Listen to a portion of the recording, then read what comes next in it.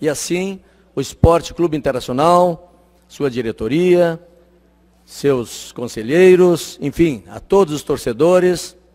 Esta casa é grata pelos feitos, pelas conquistas que hoje estamos aqui homenageando. Nós vamos convidar o vereador Paulo Marques. Apenas comunicando aos senhores e senhores vereadores que os inscritos serão pela ordem do espelho que temos, que foram distribuídos. O primeiro orador em comunicação do dia de hoje, vereador Paulo Marques. Vossa Excelência tem o tempo de até 5 minutos para a sua comunicação.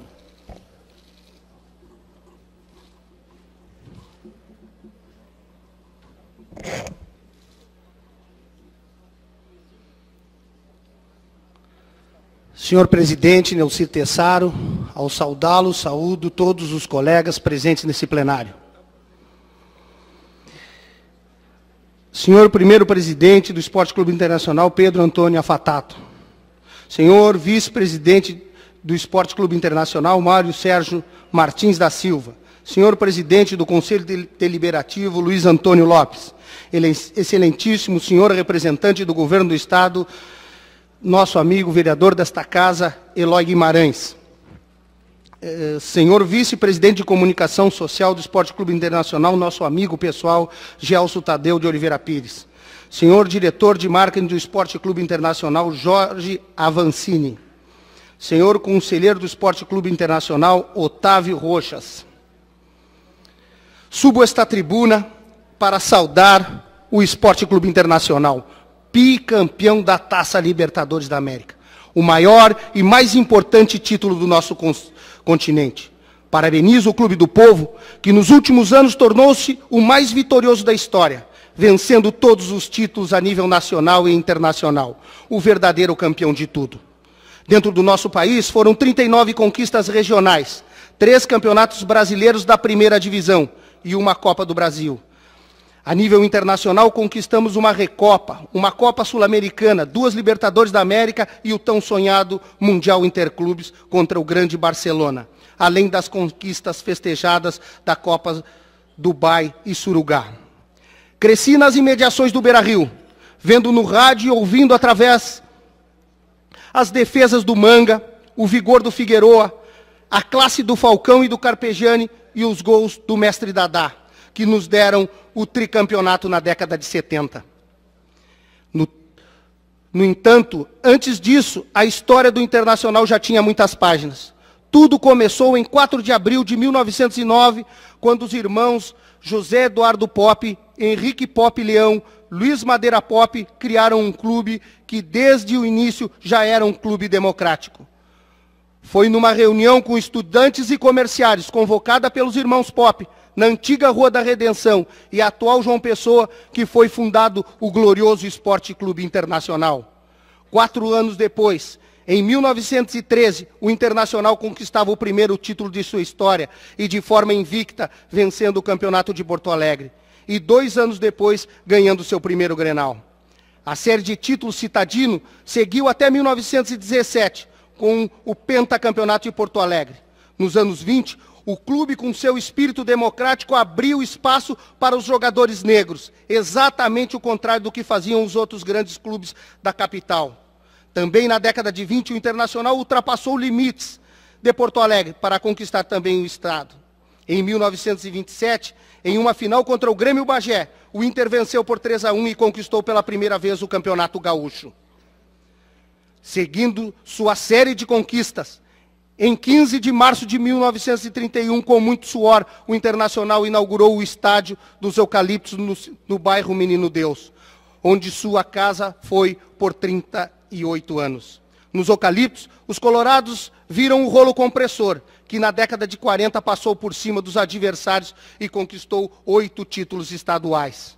Nos anos 50, o Inter aumentou seu patrimônio, ampliou o Estádio dos Eucaliptos e sediou 2 partidas da Copa do Mundo de 50. 6 anos depois, o Internacional deu um presente ao maior rival, comandados por Larry e Bodinho. Em 26 de setembro de 1956, uma goleada de 6-2 imposta pelo Colorado inaugurou o Estádio Olímpico. Na década de 60, foi erguido o Templo dos Colorados, o gigante da Beira-Rio. Um estádio que deu novas dimensões ao Esporte Clube Internacional. No dia 6 de abril de 1969, Claudio Miro fez o primeiro gol no novo estádio, que nos anos seguintes recebeu jogos históricos do Inter, Seleção Gaúcha e Seleção Brasileira. Nos anos 70, ninguém ganhou mais que o Internacional. Como já falei, em minha infância vi toda a superioridade do Inter. Conquistamos feitos que até hoje não foram superados por mais nenhum time. Fomos octacampeões gaúchos, a maior sequência de títulos desse estado.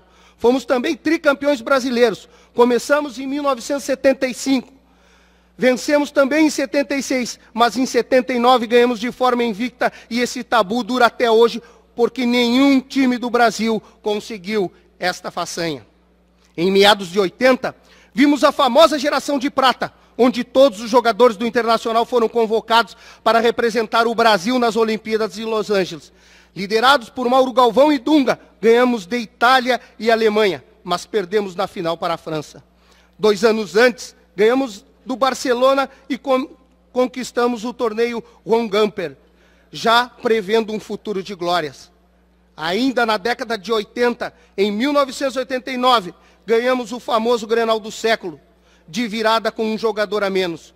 Com o triunfo, conquistamos vaga na final do Brasileiro e uma vaga na Libertadores. Por falar em Grenal, no maior clássico da nossa terra, estamos em vantagem. São 144 vitórias coloradas contra 120 gremistas e 118 empates. Os anos 90 foram marcados pela conquista da Copa do Brasil, que deu ao Internacional a 4ª estrela dourada. Quem não se lembra do pênalti sofrido pelo meu amigo Pinga e cobrado por Célio Silva, que deu o título ao Colorado contra o Fluminense?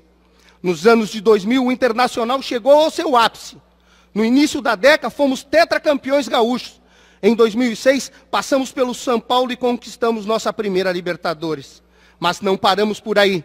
No dia 18 de agosto de 2010, o Internacional conquistou sua 2ª Libertadores da América, motivo da nossa homenagem.